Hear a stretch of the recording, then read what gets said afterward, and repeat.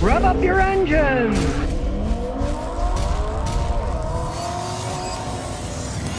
Honda is slashing their EV development budget by $20 billion. Yes, guess what? They're following Toyota, and they're saying that they're shifting stuff to hybrids, and that makes a lot of sense. People like hybrids. There's no range anxiety. You actually have extra range, right? Now, Toyota itself never really got into EVs, but really, Honda didn't that much either, because the Honda and Acura EV that you can buy in the United States is just a rebranded GM electric vehicle. Honda didn't make it, so Honda's smart. They were talking about spending $20 billion on electric vehicles, but now they're like, what? We're not talking about that anymore. They were going to make a big SUV. That's all canceled. They're not making the big SUV like they were going to make. And they're cutting $20 billion off. And that makes a lot of sense if you ask me, because electric vehicles are nowhere near ready for prime time.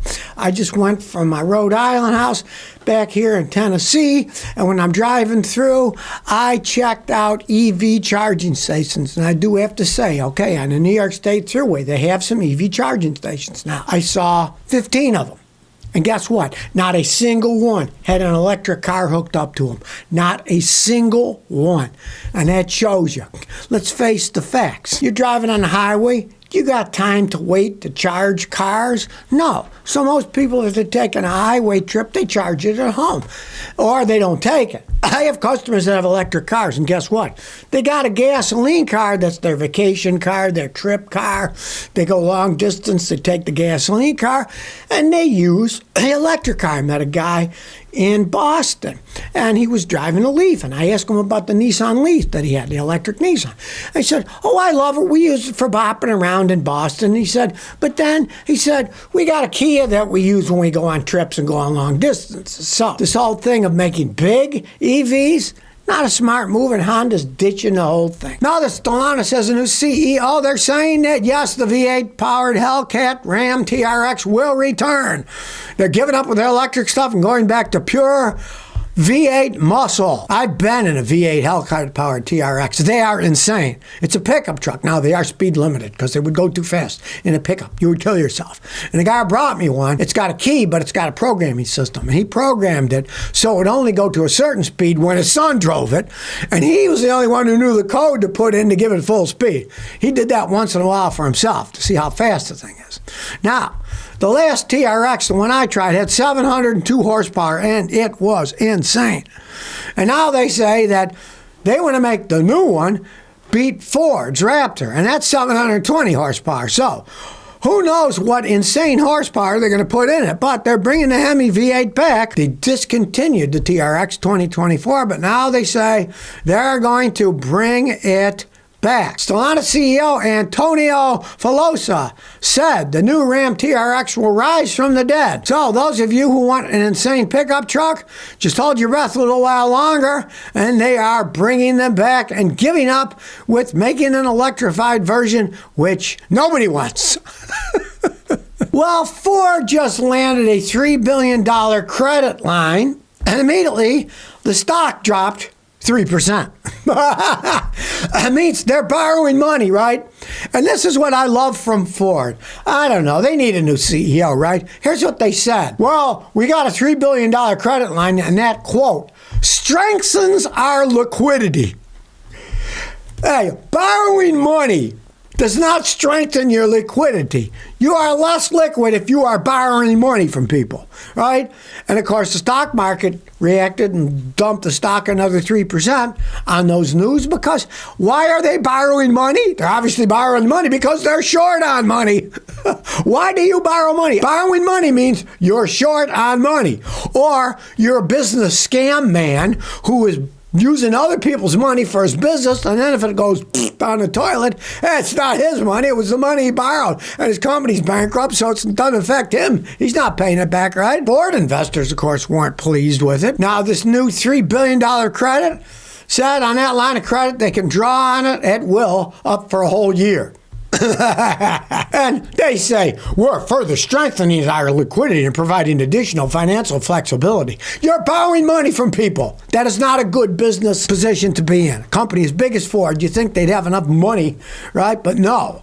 It's so poorly organized. So, Ford, not only having all the recalls, now they're borrowing money to keep themselves going and saying, that strengthens our liquidity. No, it doesn't. It weakens your position. You are borrowing money that you got to pay back, and the way you've been going, maybe you won't pay it back. Well, even though it's borrowed money, the literal crap will hit the fan, because if they don't pay it back, guess what? The stock will go plummeting like mad, because they'll say Ford owes us money, they're not paying it back, and the investors will all run away in droves. Now, here's a hilarious one.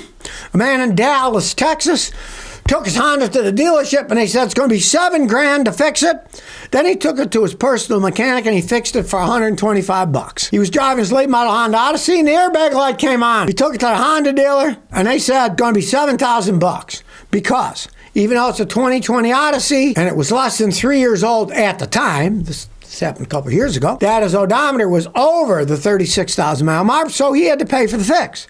And they said, oh, well, we can't find, there's a wiring problem, we're going to have to replace the whole wiring harness, yada, yada, yada. So he took it to his own mechanic, who was a good mechanic.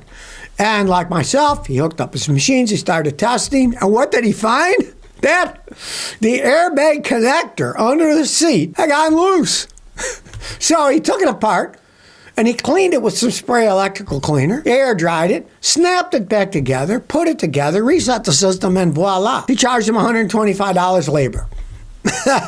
This is why you can't trust dealerships. They're out to screw you over for as much money as they possibly can. You can find a guy like me, find a good mechanic, ask your friends, ask everyone. They are out there to take you for a ride. And they're saying, we got to replace the wiring harness. This is BS, right? Wiring harnesses can be repaired. In this case, I'm sure his mechanic would have repaired it if it needed repairs. Oh, look, there's a break there. And because the car had been in a wreck, and it could have been damaged in a wreck, right? There's a break there. We had to solder in some new wire and seal it. You know, it's doable, right? But no, they wanted to replace the whole thing. But he didn't even have to do that. The plug was loose. That was it. Plugged it back in. So it behooves all of you out there to either learn how to do it yourself or find a good mechanic like me for work like that. Because if you go to the dealer, they're just going to turn the screws on you. And, hey, half the time, they don't even fix it. I've had so many cars brought to me that were supposedly fixed at the dealership that I had to fix because they didn't fix them right in the first place. But here's another reason not to buy electric cars. They lie like mad on their mileage ratings, how far they can actually go, right? Car and Driver actually checked things out. They said that the Lucid was ranged at 410 miles. The Lucid, which has long range, right? Said it was a 410-mile range. So they tested it out on tracks, right? And they said that the only way that would get a 410 highway range is if it went 49 miles an hour. Nobody can go 49 miles an hour on the highway. You would be killed. In many states, it's illegal. It'll say minimum speed 50, maximum 70. You got to be going fast on the highway, right? Some are a bit more honest. Kia's electric car, they said their highway range is 253 miles. A lot shorter than the 410 for Lucid. But for it to get 253 miles during Car and Driver's test, it had an average speed of 71 miles an hour. So that is real rating. The other problem is this. The rating is from 100%. They're telling you right now, don't charge over 80% or you'll destroy your battery. So you lose 20% then. And most of the cars, they'll start acting wonky if they get under 15% charge. So right there, you're going 80 to 15. So you only have 65% of that range. So if they say you have a 200-mile range, right? You got to knock 70 miles off because you're losing 35% of it. Just don't think these things go as far as they're going to go, that they tell you that. They don't. They're testing this baloney. It's BS. Trying to sucker you into buying one of these electric cars with a range that it doesn't have. And like when they say, look, we got this many miles out of it. Look at the testing. Some of those tests are done at 25 miles an hour. It just doesn't make any sense.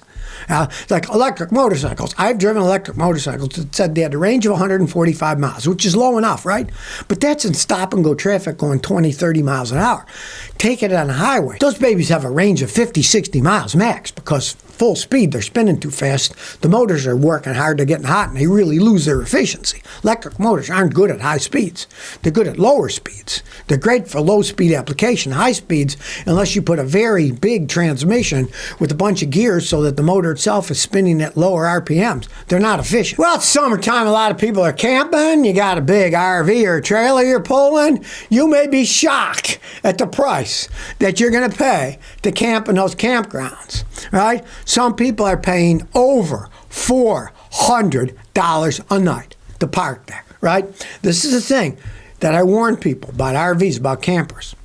People think, oh, they give you the image in the ads. You can camp anywhere. You can be out in the mountains, out on the lake, all by yourself. No, you aren't. You're only allowed to park in certain places where all the other ones park. And guess what? Most places, especially popular places, have you buy these short and curlies, and they can charge whatever they want. That happened 40-something years ago at my father's gas station. Our mailman, he bought an RV and thought, great, it's an RV, I'm going to go stay wherever I want. And then he found out he had to park with all the other RVs. And this was way back in the day when they were all carbureted. And he found out that his giant RV only got 4 miles a gallon. And guess what? After his first trip, he put it up for sale and he lost his shirt. This is why when I just traveled from Rhode Island, Tennessee, I checked out all the RV places. They have acres and acres of unsold RVs and RV trailers just sitting there. No one is buying these things. You think, oh, you got to pay all this money for it. You're going to get horrible gas mileage. And then if you got to pay $400 a night, you might as well stay someplace else, right? That's going to save money. Fly or take a car or whatever. Stay in a nice place. $400 a night. Now you might think, who's paying this kind of money? Well, like Uber, they often have high pricing when there's a high demand. Jill wanted to stay at the Newport Dunes Waterfront Resort in California. She went for 2 nights, and it was $400 a night plus a $100 lock-in fee. So it was $500 a night. Hey, and you're providing your own hotel, your RV with you, right? In the Florida Keys, some people pay $300 a night to stay at the Sugarloaf Key West KOA Resort. And the hilarious thing is, it's supposed to be $50 a night there. But this was when they're having a solar eclipse special event. They raised their prices, right? 4th of July, they raised their prices. A woman called Jane paid $300 a night at a campground that was half a mile down the street from Churchill Downs for the Kentucky Derby race. They got you by the short and curlies, you know? You can't just park it anywhere you want. Butch paid $320 a night to Campground of America in Albuquerque when they had their balloon fiesta. And he said, never again will I do this. Right? So you think, oh, I got freedom in my RV, my camper. I can stop wherever I want. Oh, no, you can't. And if it's a nice place during holiday season, they can charge you whatever they want. A bunch of people found out it was cheaper to get a hotel rather than a camping spot. And they supply everything in a hotel. You don't have to bring your own hotel with you. So think about it before you go out and buy one of these things. I had a customer last year. He was thinking about buying one, and he said, oh, I'll lease one. There's companies you can lease it. He leased it and took vacation. And he said, that's it. Thank goodness I leased it. He said, I'm never going to buy one now. Is it legal to drive barefoot with your bare feet? Well, believe it or not, it's legal in all 50 states. Hey, of course, you don't have the clamp force with shoes you can push down harder, but everybody's got power brakes these days. But the interesting thing is, in Tennessee, I guess, you can drive your motorcycle barefoot if you want. Now, Tennessee requires you to have a helmet and to have glasses or goggles on unless you got a full windscreen on your motorcycle, but it does not have any requirements to say you have to wear shoes while you're driving your motorcycle. Now you would have to be totally insane or have totally tough soles on your feet to drive a motorcycle without shoes on, but legally you would not be breaking the law. Now, Geico Insurance says they don't like it because they say, hey, feet can get sweaty and slippery and you can lose grip.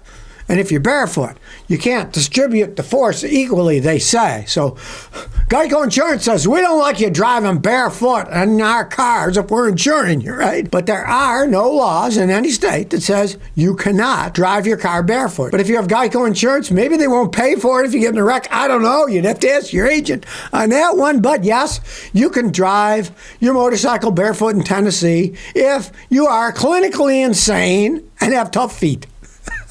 Well, here's a good use of a Ring doorbell. It may be on your house, but it can help people out with the cars too. There's a guy who comes outside and he says his Jeep's tires are punctured and somebody keyed his car. Well, his neighbor was nice enough to say, look, my ring door camera recorded it all. And guess what? It was some of the neighbor's kids doing it. Rather than get the police involved, they decided to go to the neighbor because it was all captured by the Ring doorbell camera and had clear footage of the teens. Guess they thought, well, this guy doesn't have a Ring door. Well, his neighbor did, and it got a good picture of him. Rather than making excuses, she called the sons to the door and demanded answers from them. And they had brought a policeman. They'd showed it to the police. And the policeman was going to explain to the woman, and the woman said, no, I want them to tell me what happened. And so she made her kids say what happened. And the guy with his Jeep said, hey, at least the parents are standing up. They're not trying to hide. But it goes to show that these Ring door cameras come in really handy. If somebody's messing around with your car, your property, they're there. And of course, if you're smart, you have it uploaded to the cloud so it's always there and they can't get rid of it. So, and of course, if you've got a nice camcorder on your car, have the type that anytime anybody bumps hits the car, it starts recording. Those come in real handy too. So if you never want to miss another one of my new car repair videos, remember to ring that bell.